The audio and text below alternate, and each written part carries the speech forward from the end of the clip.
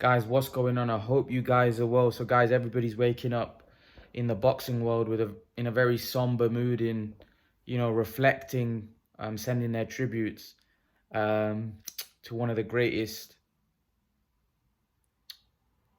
fighters of all time. We heard last night, or in the UK, we heard about 12 o'clock last night that around quarter to 12 to 12 o'clock last night, the news started filtering through that unconfirmed reports that Marvin Hagler has passed away. And then about 30 minutes later, we saw BBC confirm it, that indeed Marvin Hagler has passed away. And, people send their tributes, people send, respect to his family.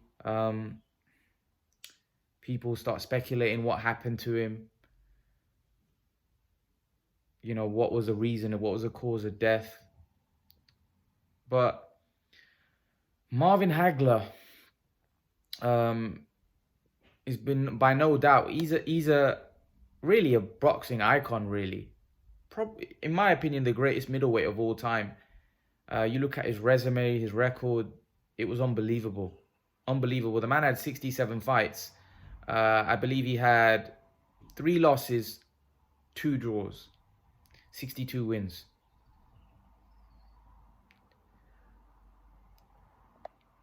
He was undefeated for 11 years until he lost to Sugar Ray Leonard from 1976 to 1987, where he fought Sugar Ray Leonard in his last fight. And really, I think he won that fight. So he shouldn't have even lost. So really, he should have been undefeated till the end. Because I think a lot of people think that Sugar Ray Leonard didn't deserve to win that fight. Marvin Hagler was an unbelievable fighter. An unbelievable fighter. Like, power, like the amount of knockouts this man had. I can't remember how many knockouts he did.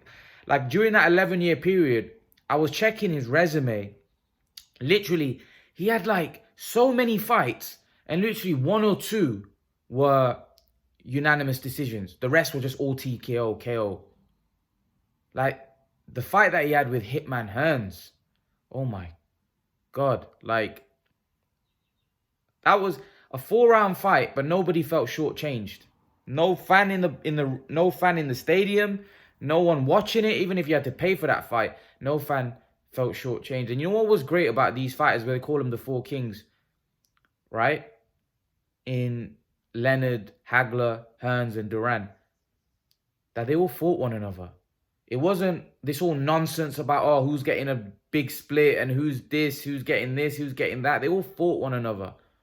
No politics, none of that crap. They all fought one another, and that's what made them so great. That's why today they're revered by so many boxing fans, because I wasn't around in that era, Hagler's era. I was not around. It was way before my time. The Hagler era was way before my time. He retired in 1987. I wasn't even born until 1992. But you know what made those guys great is the fact that those guys fought each other. And to this day, we talk about them. To this day, we talk about those 4 kings, about how great they were, the great fights. We still talk about the fights between Hagler and Hearns, and, Hagler and Duran, and Duran and Hearns, and, we would talk about them. Duran was a great lightweight fighter. He fought Duran and went the distance with him. Imagine how great that was. I know he lost by unanimous decision against, he lost a unanimous decision to Marvin Hagler, but he was a lightweight, moving up and fought Hagler, and he went the distance, 15 rounds against a beast. Imagine a lightweight moving up, fighting Gennady Golovkin in Golovkin's prime, right? Imagine. What lightweight do you think could do that? And that's what made those guys special. They were unique, great legends, and they were warriors as well. There was no, they had heart, they had determination, they had boxing skill, they had everything. Ring intelligence, all of those guys had everything.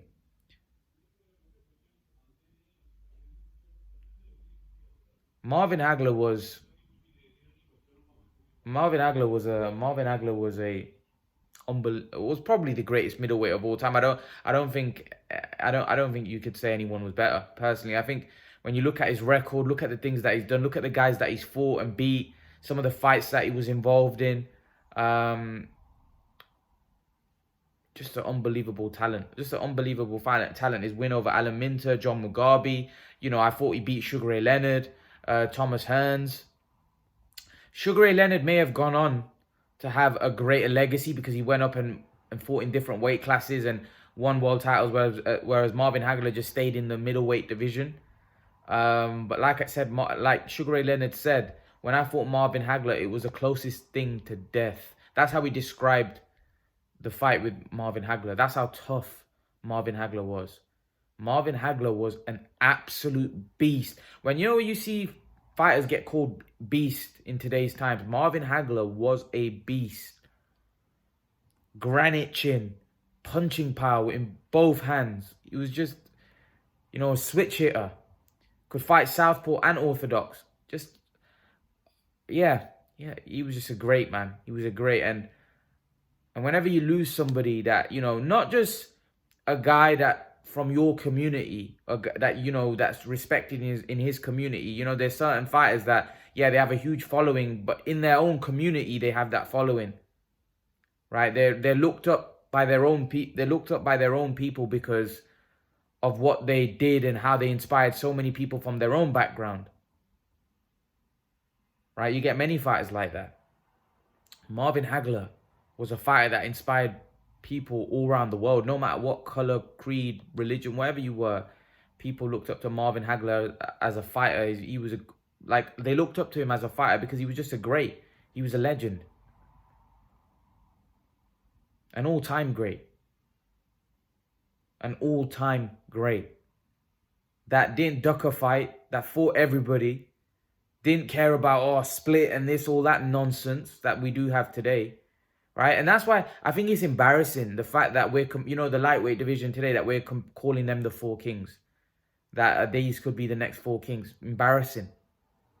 Embarrassing, if I'm honest with you. Because what quality do those guys have that these guys had? What quality do these young up-and-coming have in the lightweight division that those had? They fought each other. They didn't make excuses. Devin Haney, Ryan Garcia is a mandatory challenger for Devin Haney's title, and apparently they're not fighting. Ryan Garcia is going his separate way. He's going to fight Linares and then fight Fortuna. Can you imagine if Sugar Ray Leonard or Roberto Duran or Thomas Hearns was the mandatory for Hagler's title, where they would say, no, I'm going another direction because neither of them want to take a loss, or one of them don't want to take a loss? How many fights in today's time do we want and we never get? And to me, it ruins boxing a little bit today. But back then, the reason why boxing was so great, because the great fight, the fights that the fans wanted happened. And they weren't just, here's the thing, when those fights were made and there was a lot of hype around those fights, like Hagler, Hearns, and when there's a lot of hype around a fight, right? They always delivered. Those fights always delivered. Whereas how many times did we build up fights in this era like a Pacquiao, a Mayweather, and how many times did they not deliver? And I can name so many other fights that didn't deliver. Yeah, there were certain fights that did deliver that were hyped up, yes. But there were so many fights that didn't deliver. And those fights hurt boxing. Whereas back then, when the fights were hyped, that you knew Hagler Hearns was going to be a great fight. You knew Hagler Leonard was going to be a great fight. You knew Hagler Duran would be a great fight. You just knew because they were all warriors. They were coming to fight. Fortunately, back then, most fans that watched that era prefer that era more than they prefer this. Because nowadays, there's too much politics. It's all about making money. Boxing has become too commercialized. And it's ruining boxing. It's ruining boxing because we don't get the best fights. We don't get the best fights. We don't get the best fighting the best. We don't get Crawford Spence. We get trouble with AJ and Fury. Mayweather Pacquiao's 5 years too late. We didn't get Kovalev Stevenson. We didn't get Amir Khan Brook here in the UK. We never get the fights. It seems to me we never seem to get the fights when we want them. And that really is hurting the sport. How many fights could we name that didn't happen that the fans wanted to see, that were really keen on seeing, that would have been a huge fight, and it just didn't happen? Back in Hagler's day, that didn't happen because they wanted to fight each other. They wanted to fight the best. They wanted to prove that they were the best. And that's what makes Marvin Hagler an all-time great. That's why, not just the fighting ability inside the ring, it was the fact that they fought each other. And that's what made them the Four Kings. They gave us the great fights. These guys, when we're calling them the Four Kings, Lopez, Haney, Ryan Garcia, Gervonta, not one of them's fought each other yet. Not one of them's fought each other yet.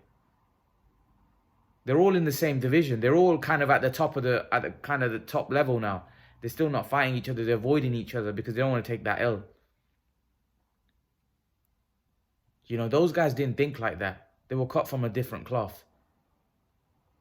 They didn't look to duck and dodge. They went to the fire, not away from the fire. And I think that's what makes guys like Marvin Hagler special. And that's why when you hear about his passing, it hurts, because he's one of the, like I said, he's not, forget about greatest middleweight, one of the greatest fighters of all time. One of the greatest fighters, period. Just a beast of a man. And like I said, 66 is not even that old. He's not even that old. I don't want to speculate on why. There's rumors about how he passed, but I don't really want to speculate because I don't know for sure. But I just want to give the man the tribute. What a great fighter. What a legendary fighter. What a tough man. An icon in the boxing world, and not just the boxing world, the sporting world. He was an icon in the sporting world. He was just an unbelievable fighter. An unbelievable fighter. So many people, when I go to the gym, talk about Marvin Hagler. The amount of people that have, in my Facebook group, responded to me putting up posts about Marvin Hagler. And these are people, some of these people are not even people that probably watch Hagler, like younger kids, like younger than me, but they researched about Hagler's career. And that's the impact that Marvin Hagler had. Marvin Hagler he resonated to so many people. He was looked up by so many people. So many people loved his fighting style. The way he used to walk forward and just bash guys up. Like, he was like a beast. Like, just walking forward without any care. What's coming back, granite chin, and just beating you up. He used to beat guys. Like, I saw some of his highlight reels, and I watched some of his fights. He just used to beat guys up with, like, he was a mean guy. Very mean in the ring. Very mean intentions. Just beating guys up in there. And he was relentless. And it was educated pressure. Literally relentless. And it was the sheer strength. And he wasn't even the biggest guy in the world. He wasn't like a huge middleweight. But he was just a beast. Like, he used to walk forward, take your punches, and beat the crap out of you. Obviously, there was a lot of skill behind it. There was educated pressure. But, yeah, man, the guy was a beast, man. He was a beast. You don't get fighters like that. You don't get fighters like that, and I just think you're one of the greatest fighters of all time. When you look at how dominant this guy was, in his 11-year period, he was dominant, man. He was at times unbeatable. 11 years he went undefeated, and when he lost after those 11 years, right? He fought Sugar Ray Leonard and took the L, but most people thought he won that fight. So really, he shouldn't have lost. From 1976 to 1987, the man shouldn't have lost. He should have stayed undefeated, because really, that fight was very close, and most people feel that Hagler won that. So what a fighter. Massive respect, to someone that's achieved what he's achieved. He's definitely an all-time great. You could probably put him in the top 10, some people will have him in the top 5, some people will have him in the top 10 greatest fighters of all time. I don't really want to say greatest middleweight, because I feel like He's not, forget about being one of the greatest middle, he's one of the greatest fighters of all time. Top 10 easy, top 10 without question, possibly top 5. But again, I want to know your opinions on what you think about Marvin Hagler, because like I said, what a fighter.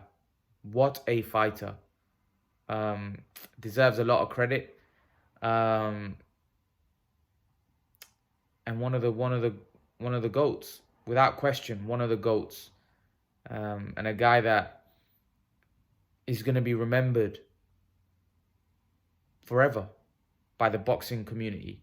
And probably not just the boxing community, but many people that not even that into boxing would know who Marvin Hagler is. He didn't have the global appeal like an Ali or a Mike Tyson, or he didn't have that kind of global appeal. But amongst the boxing fans, the hardcore boxing fans, Marvin Hagler will always be remembered.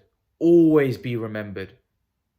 As not just one of the greatest middleweights of all time, but one of the greatest fighters of all time, without question. So I just wanted to leave it on that. Condolences to his friends and family.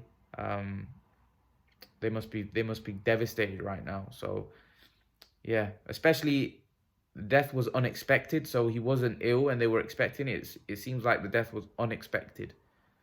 So that's even more painful. But yeah, there was a great fight last night that paid tribute, in my opinion, to Marvin Hagler, between two warriors that actually did that put on a great fight, just like Marvin Hagler did for many years throughout his illustrious, legendary Hall of Fame career. Estrada and Roman Gonzalez, put on an absolute belter of a fight. An absolute belter of a fight. What a fight. End-to-end stuff. Back and forth. Just like the good old days. And I've said this many times before, and I'll say it again, that these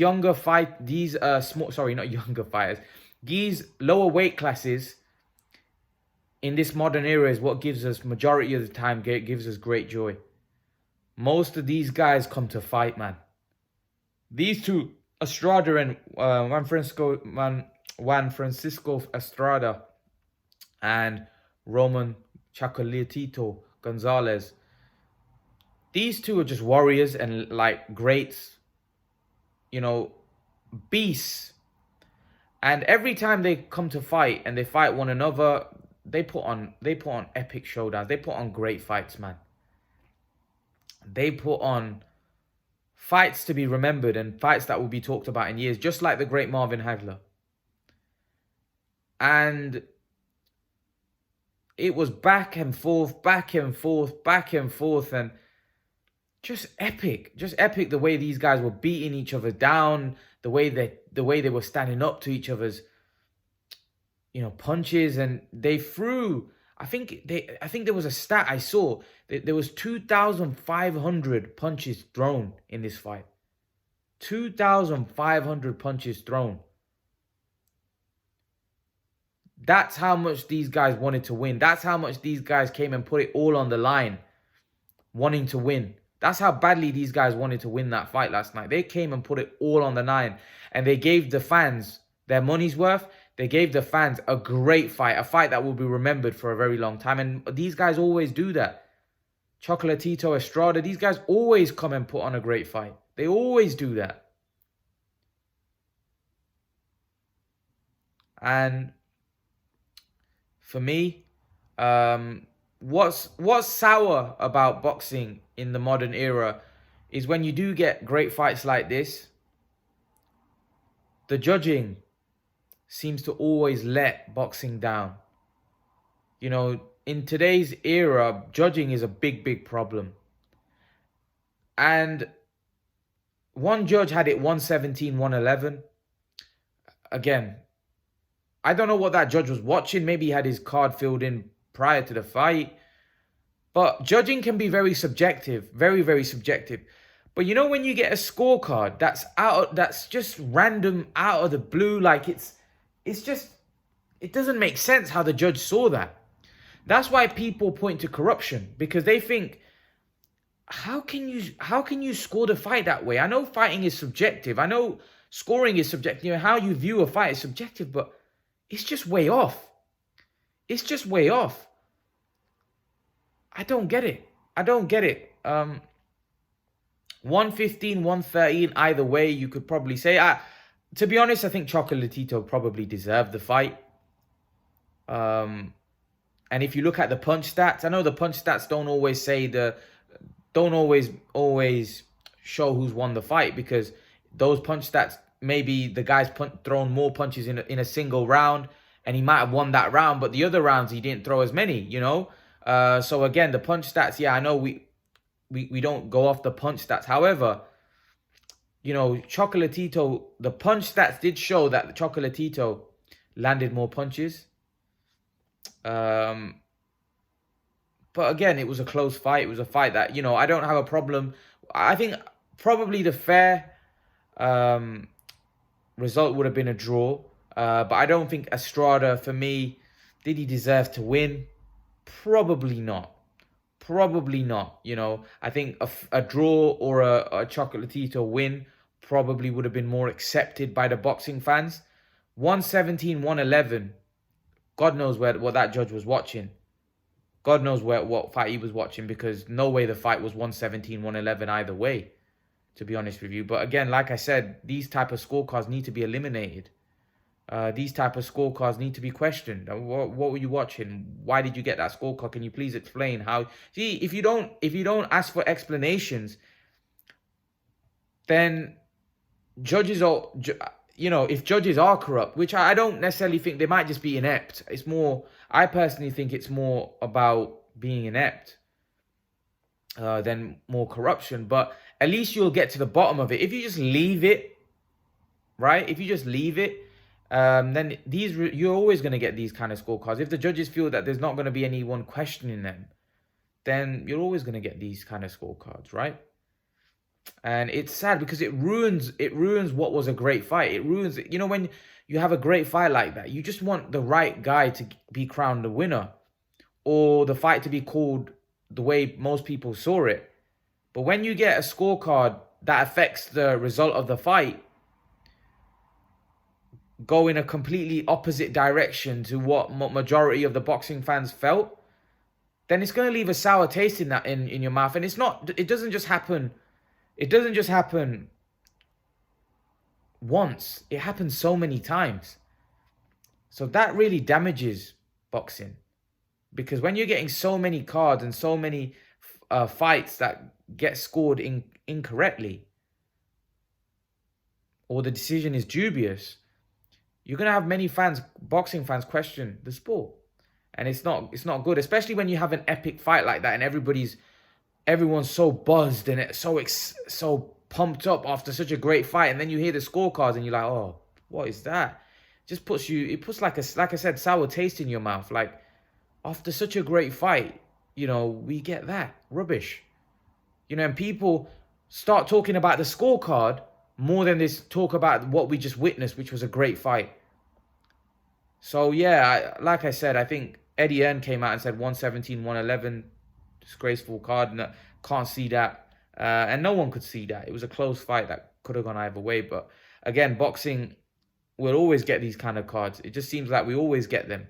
A lot of people will point to, you know, there's a lot of financial gain for giving Estrada the fight, because now it's 1-1 and now they can have a trilogy, which will obviously bring in more money, more viewers because of how great this fight was. Yeah, you know, people will point to that as well, which I think is wrong, by the way, because I don't think your decision making should be influenced by what could happen, what may happen if this fighter gets the win, or the fact that there could be a trilogy which could bring in more money, more views. That's nonsense. A fight should be called fairly and on what the judges saw, not on what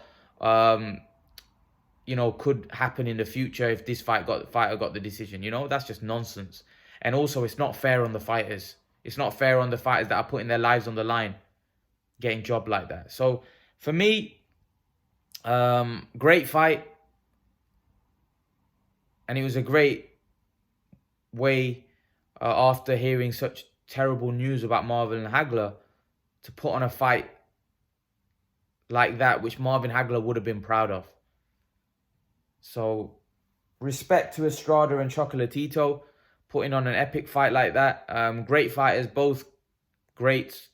Hopefully we get to see a trilogy, which would be just as epic. I believe it will just be just as great. I'm pretty sure of that. But yeah, guys, leave your thoughts. Let me know what you think in the comment section about the passing of Marvelous Marvin Hagler. I would love to know your opinions about Marvelous Marvin Hagler. What stood out for you? What memory stood out for you? How great do you think he was? Where do you rank him among the all-time greats? And what did you make of Estrada Chocolatito? Who do you think deserved the fight? Who do you think you had winning? Do you want to see a trilogy? Leave your thoughts, guys, and let me know what you think. And guys, remember to please like, share, subscribe to my channel. I'll see you guys in the next video. Peace.